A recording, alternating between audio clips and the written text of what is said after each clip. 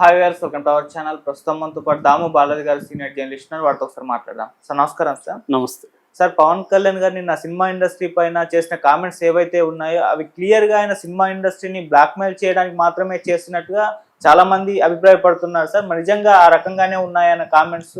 ఒకవేళ నిజంగా బ్లాక్మెయిల్ అయితే దాని వెనుకున్న కారణం ఏంటి? అండ్ ఆయన కామెంట్స్ చూస్తే అవి దిల్ రాజు గారిని టార్గెట్ చేసినట్టుగానే కనిపిస్తున్నాయని కూడా చెప్తున్నారు. మరి దిల్ రాజు గారికి పవన్ కళ్యాణ్ గారికి ఏమన్నా క్లాష్ వచ్చాయా? ఏ విధంగా చూడొచ్చు ఆయన కామెంట్ని? సార్ యాక్చువల్గా ఉప ముఖ్యమంత్రి కార్యాలయం నుంచి ప్రకటన అనే పేరుతో పవన్ కళ్యాణ్ ఒక ప్రకటన ఇచ్చాడు. సో దీని నేపథ్యం చూద్దాం ముందుగా. దాని తర్వాత ఈ ప్రకటనలో ఏముంది, దాని రియాక్షన్స్ ఏంటి అనేది తర్వాత చూద్దాం. యాక్చువల్గా ఏంటంటే తూర్పుగోదావరి జిల్లాలో కొన్ని థియేటర్లు యాజమాన్యులు మాకు ఇష్యూస్ ఉన్నాయి, మాకు ఈ రెంటల్ సిస్టము మాకొద్దు, మాకు షేరింగ్ కావాలి అనేది వాళ్ళు మాట్లాడారు. పర్సంటేజ్ అంటారు దాన్ని, పర్సంటేజ్ కావాలనేది మాట్లాడారు. మామూలుగా మనకి 90s 80s 90s అంతా కూడా ఈ పర్సంటేజ్ సిస్టమే ఉండేది. ఆ తర్వాత 2000 సంవత్సరం నుంచి రెంటల్ దీనికి వచ్చేసింది.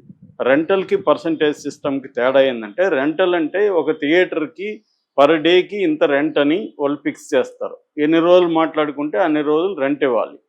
ఆ సినిమా హిట్ అయినా ఫ్లాప్ అయినా వాళ్ళకి సంబంధం లేదు, రెంట్ కడితే చాలు వాళ్ళకి. సో ఇది రెంటల్.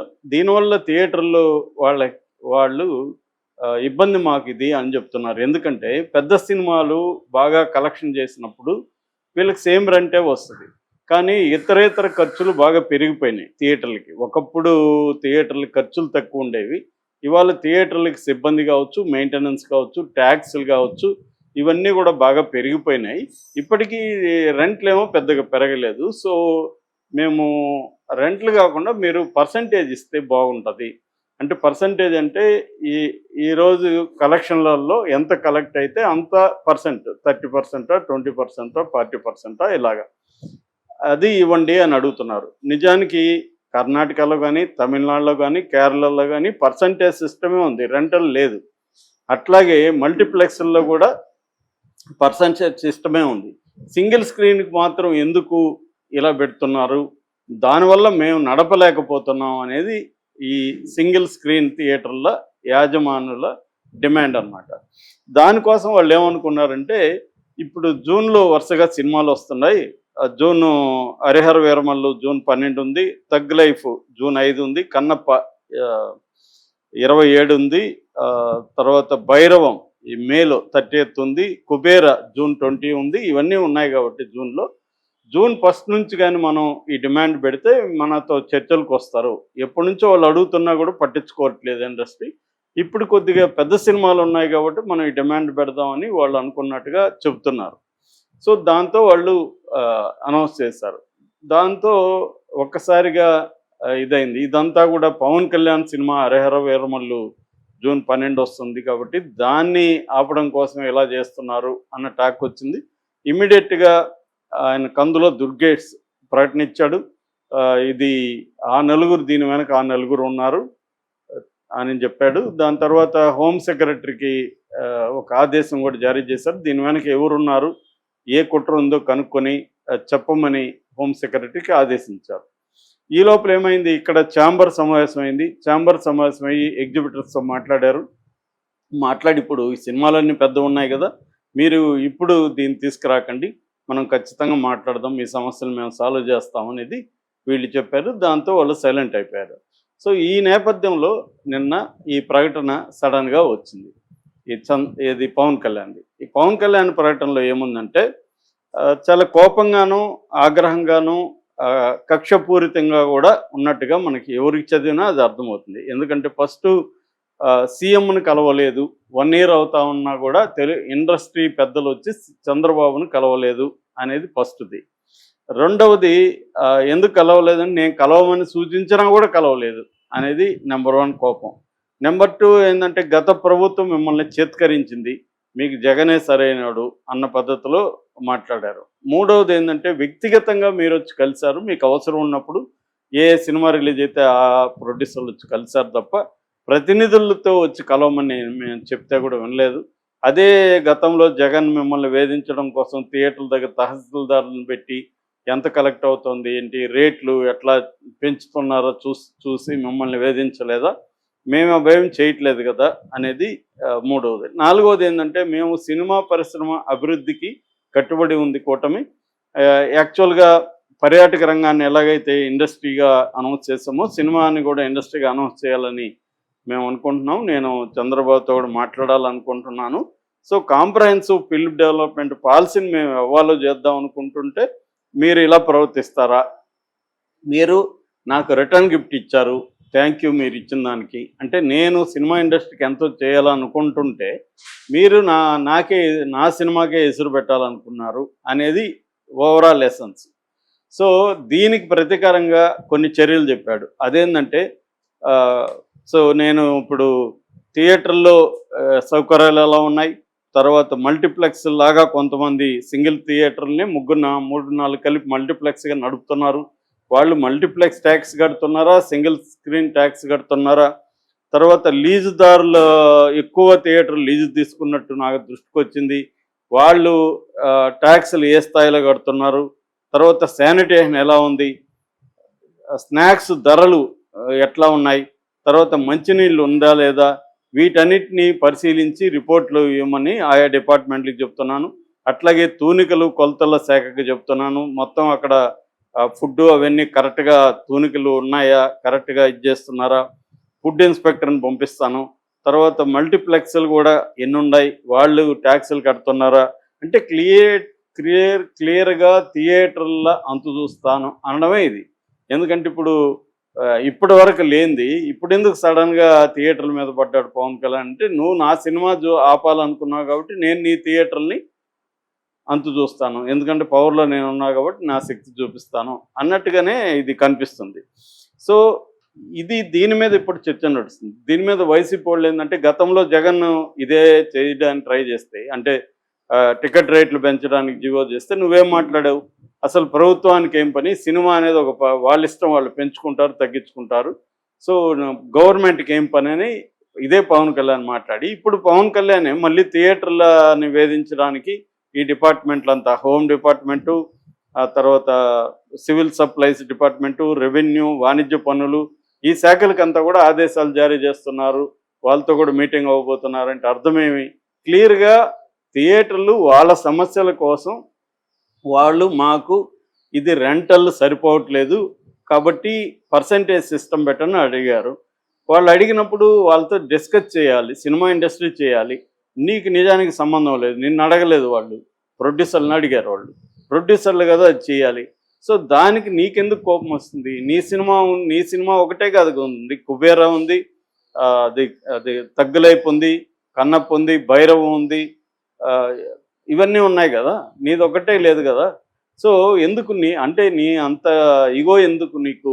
నీ డిప్యూటీ సీఎం కావచ్చు, నీ పవర్ చూపించాలనుకున్నావు, నీకు జగన్కి తేడా ఏముంది, నీకు ఇక్కడ రేవంత్ రెడ్డికి తేడా ఏముంది అన్న పద్ధతిలో విమర్శిస్తున్నారు పవన్ కళ్యాణ్. అట్లాగే అయితే దీని వెనక ఇంకొక కుట్ర కోణం కనిపిస్తుంది. ఆ నలుగురు అన్నారు కందులు దుర్గేష్. ఆ నలుగురు ఎవరు?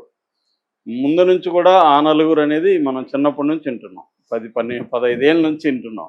ఎందుకంటే థియేటర్ల పరిస్థితి ఏమైందంటే, ఆంధ్రప్రదేశ్లో ఇప్పటికీ ఆంధ్ర తెలంగాణ కలిపి 1500 థియేటర్స్ వరకు ఉన్నాయి.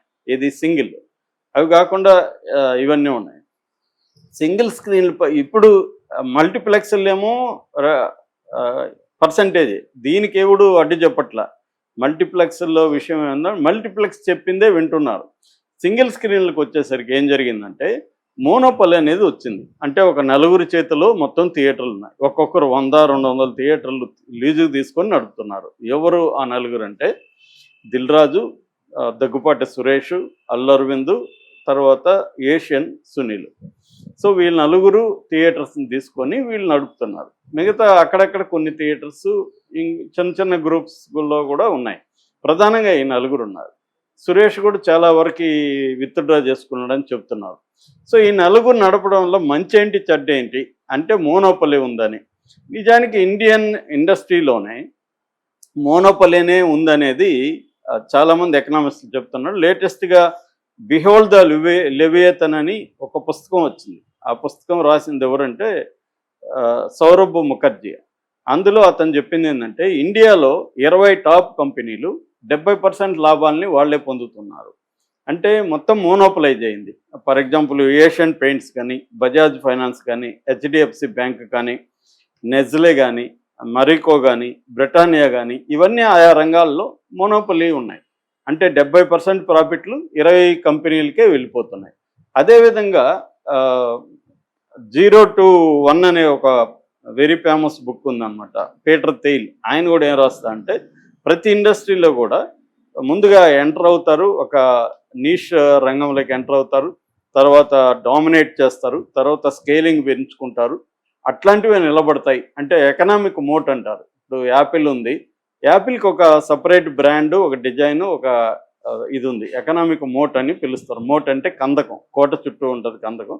అలాగే ఒక కంపెనీ కూడా బలమైన కందకం లాంటిది, ఇంకెవరు దాంట్లోకి ఎంటర్ కాకుండా ఏర్పరచుకొని మోనోపలి సాధిస్తారు. అట్లాగే సినిమా ఇండస్ట్రీలో కూడా మోనోపలి లేకపోతే అసలు ఈ థియేటర్లు మూసేసేవాడు. సింగిల్ స్క్రీన్ని ఒక్క ఓనర్ నడపలేడు, ఎందుకంటే వాడికి వర్కౌట్ అవ్వదు. ఇవాళ ఉన్న ధరలకి, ఈ కలెక్షన్లకి, సినిమా కోవిడ్ తర్వాత సినిమా థియేటర్లకు వెళ్ళడం జనం తగ్గిపోయింది, దానివల్ల నడపలేని పరిస్థితి. కాబట్టి వాళ్ళు రియల్ ఎస్టేట్కి ఇచ్చేస్తారు, లేదా పెళ్లి మండపాలు గానో కన్వెన్షన్ హాల్ గానో ఏదో మార్చేస్తారు, లేదా అక్కడ ఏదైనా మంచి రియల్ ఎస్టేట్ ప్రాజెక్ట్ కడితే ఇంకా దీనికంటే బెటర్గా ఉంటుంది. కాబట్టి చాలా సింగిల్ స్క్రీన్లు మూతపడినాయి యాక్చువల్గా. ఇప్పుడు ఎందుకు అవి సర్వైవ్ అవుతున్నాయంటే ఈ నలుగురు తీసుకోవడం వల్ల వీళ్ళు ఏంటంటే ఒక దాంట్లో నష్టం వచ్చినా ఒక దాంట్లో కవర్ అవుతుంది. కాబట్టి ఒక 100 థియేటర్లు 200 థియేటర్లు పెట్టుకొని నడుపుతున్నారు. రెండోది వీళ్ళల్లో అందరూ కూడా ఆల్మోస్ట్ అందరూ కూడా ప్రొడ్యూసర్లు కాబట్టి, డిస్ట్రిబ్యూటర్లు కాబట్టి, వీళ్ళకి రెగ్యులర్గా సినిమాలు వీళ్ళకే ఉంటాయి కాబట్టి నడపగలుగుతున్నారు. సో ఇది positive aspect of the monopoly. అయితే నెగిటివ్ ఆస్పెక్ట్ ఏంటి, నిజానికి పెద్ద ప్రొడ్యూసర్ల కంటే చిన్న ప్రొడ్యూసర్లు ఎక్కువ సఫర్ అవుతున్నారు ఈ సిస్టమ్ వల్ల. రెంట్ కట్టకపోతే రిలీజ్ అవ్వదు, రెంట్ కడితే రెంట్కి కూడా వీళ్ళకి రాదు, డబ్బులు రావు. ఒక చిన్న సినిమా రిలీజ్ కావాలంటే ఒక 100 థియేటర్లో రిలీజ్ కావాలంటే 50 లక్షలు ఖర్చు పెట్టాలి నువ్వు. అంటే డీటెయిల్ వాళ్ళకి క్యూబ్ లాంటి వాళ్ళకి ఇవ్వాలి, థియేటర్ రెంట్ ఇవ్వాలి, పబ్లిసిటీకి ఇవ్వాలి, ఇవన్నీ ఇస్తే మనం ఖర్చు పెట్టిన 50 లక్షలు కూడా రాదు. చిన్న సినిమాలో గమ్మునుంటే బాగుంటుంది, కానీ గమ్మున ఉండలేరు. ఒకవేళ ఓటీటీకి ఇద్దామంటే నువ్వు ముందు రిలీజ్ చేసుకునిరా అని చెప్తాడు, రిలీజ్కి వెళ్తే 50 లక్షలు ఖర్చు. థియేటర్ లేటెస్ట్గా 23 అనే సినిమా వచ్చింది, దానికి మంచి బ్రహ్మాండమైన స్పందన వచ్చింది, కానీ థియేటర్లు లేవు. ఎందుకు? ఈ సిస్టమ్ వల్ల. కానీ పెద్ద వాళ్ళు బాగుపడుతున్నారు. ఈ మోనోపల్లి వాళ్ళు ఏం చేస్తున్నారంటే వాళ్ళకి నచ్చిన సినిమాలు లేకపోతే వాళ్ళకి అనుకూలమైన సినిమాలు వేసుకోవడం, లేదా కాంపిటీషన్ వచ్చినప్పుడు చేయడం జరుగుతుంది. ఇక్కడ దిల్ రాజు గురించి మళ్ళీ ఇక్కడ ఏంటంటే ఇండస్ట్రీలో పాలిటిక్స్ ప్రతి దగ్గర ఉంటాయి. మన ఛానల్, ఒక చిన్న ఛానల్ పెట్టినా, ఒక ఆఫీస్ పెట్టినా పాలిటిక్స్ లేకుండా ఏముండవు. అలాగే దీంట్లో ఏంటంటే మైత్రి మూవీస్ వాడు ఇప్పుడు పవన్ కళ్యాణ్ హరిహర వీరమల్ల సినిమాని డిస్ట్రిబ్యూట్ చేయాలనుకున్నారు.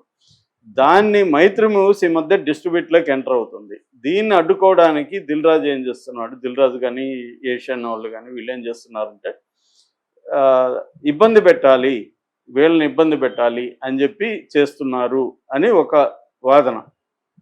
లేకపోతే నిజానికి వాళ్ళు పవన్ కళ్యాణ్తో గొడవపడే ధైర్యం వీళ్ళు ఎందుకు చేస్తారు? ఎందుకంటే ఆయన డిప్యూటీ సీఎం, ఆల్రెడీ 2 సార్లు చూశారు, జగన్ని చూశారు, రేవంత్ రెడ్డిని చూశారు. అధికారంలో ఉన్న వాళ్ళతో పెట్టుకుంటే ఏమవుతుందో సినిమా వాళ్ళకి తెలీదా? తెలుసు. కానీ ఇదేంటంటే ఇన్సైడ్ వార్లో భాగంగా జరిగింది. ఎవరు మైత్రి మూవీస్ వాళ్ళని అడ్డుకోవడానికి దిల్ రాజు వేసిన స్కెచ్ అది రివర్స్ కొట్టింది అనేది ఒక వెర్షన్ సినిమా ఇండస్ట్రీలో వినబడేది. రెండో వెర్షన్ నిజంగానే సినిమా థియేటర్లు సింగిల్ స్క్రీన్ ఓనర్లకు చాలామందికి ఇబ్బందులు అయితే ఉన్నాయి. ఆ ఇబ్బందులు సినిమా జూన్లో అయితే ఎక్కువ సినిమాలు ఉన్నాయి కదా, ఇప్పుడు మనం గొడవ చేస్తే మనతో చర్చలకు వస్తారు కదా అని ప్రకటించారు తప్ప వాళ్ళు నిజంగా పవన్ కళ్యాణ్ సినిమాని ఆపాలని ఎవరు అనుకోలేదు. కానీ మొత్తం ఎపిసోడ్లో పవన్ కళ్యాణ్ హర్ట్ అయ్యాడు, అతని ఈగో హర్ట్ అయింది. సో తన అధికారం తను చూపించుకోవాలని ఇప్పుడు బెదిరింపులు మొదలు పెట్టాడు అనేది జరుగుతుంది. సో ఎందుకు అసలు వెళ్ళాలి? ఒక సీఎం వస్తే అందరూ పోయి ఎందుకు ఆయన కాళ్ళ మీద పడి శాలువాలు కప్పి ఇవన్నీ ఎందుకు చేయాలి? వాళ్ళకి అవసరం ఉంటే పోతారు, లేకపోతే లేదు. మిగతా ఇండస్ట్రీలు అందరూ కట్టకట్టుకొని వస్తున్నారా? సినిమా వాళ్ళ మీద మాత్రం ఎందుకు ఇలా అంటున్నారు? ప్రతి ఒక్కరికి ఇదే ఈగో. రేవంత్ రెడ్డికి ఇదే ఈగో, జగన్కి ఇదే ఈగో, చంద్రబాబుకి ఈగో ఉందా లేదో మనకు తెలియదు, ఆయన ఎప్పుడు చెప్పలేదు. నిజానికి చంద్రబాబు సినిమా ఇండస్ట్రీతో చాలా బాగుంటుంది. ఆయన తరపున ఈయన ఒకరితో తీసుకున్నాడు పవన్ కళ్యాణ్. పైగా ఎప్పుడూ లేని ఈ టైమింగ్ ఇప్పుడు ఎందుకు ఇవన్నీ గుర్తొచ్చాయి పవన్ కళ్యాణ్కి? ఈ టైమింగ్ ఏంటి అంటే క్లియర్గా పవన్ కళ్యాణ్ కూడా జగన్కి పవన్ కళ్యాణ్కి తేడా కనబడట్లేదు. జగన్ ఎలాగా, రేవంత్ రెడ్డి ఎలాగా, జయలలిత ఎలాగా సినిమా ఇండస్ట్రీని బెదిరించారో పవన్ కళ్యాణ్ కూడా అలాగే చేస్తున్నాడు. దానికంటే కూడా పాజిటివ్గా పవన్ కళ్యాణ్ నుండి వాళ్ళతో థియేటర్ వాళ్ళు ఎవరున్నారో సమస్యలు రండి నేను మాట్లాడతా అంటే ఆయనకి చాలా మంచి పేరు వచ్చింది. ఇప్పుడు ఏమవుతుంది, జనసేన వాళ్ళందరూ పర్సనల్గా తీసుకొని మన దిల్ రాజు వాళ్ళ భార్య ఫోటో